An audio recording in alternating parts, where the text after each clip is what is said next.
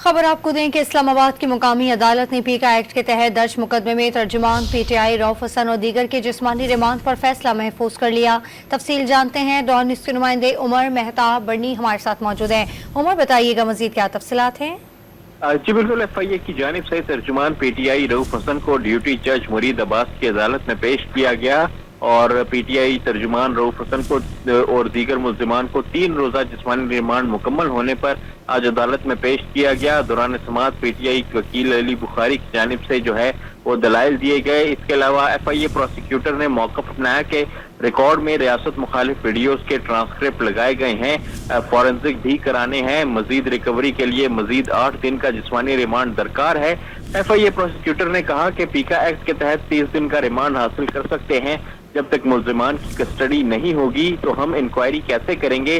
अदालत की जानिब से ये इस्तफसार किया गया कि रऊफ हसन का इंडिया से वीजा का या टिकट भी आया है, जिस पर FIA प्रोसिक्यूटर ने मौक़िफ़ अपनाया कि जी रऊफ हसन का इंडिया से सफरी टिकट आया है। जज मुरीद अब्बास ने रिमार्क्स दिए कि रऊफ हसन साहब आप कभी इंडिया गए हैं, जिस पर रऊफ हसन ने कहा कि मैं रीजनल थिंक टैंक हूँ, मैं चला जाता हूँ।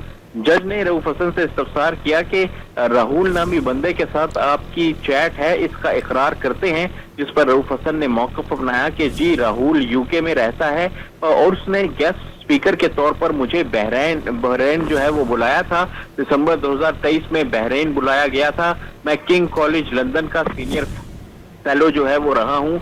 इसके बाद FIA प्रोसिक्यूटर ने मौक़िफ़ अपनाया कि जितने भी वर्कर हैं उन सब का ताल्लुक अजहर मशवानी और रऊफ हसन से है। आफाक, जिशान, राशिद, उसामा सबका रऊफ हसन से ताल्लुक है। अली बुखारी की जानिब से कहा गया कि कल एक खातून को गिरफ्तार किया, जिस पर FIA प्रोसिक्यूटर ने बताया कि अरूबा PTI के एक्स अकाउंट को हैंडल करती हैं। अरूबा ने अभी तक अकाउंट्स को सरेंडर जो है वो नहीं किया है।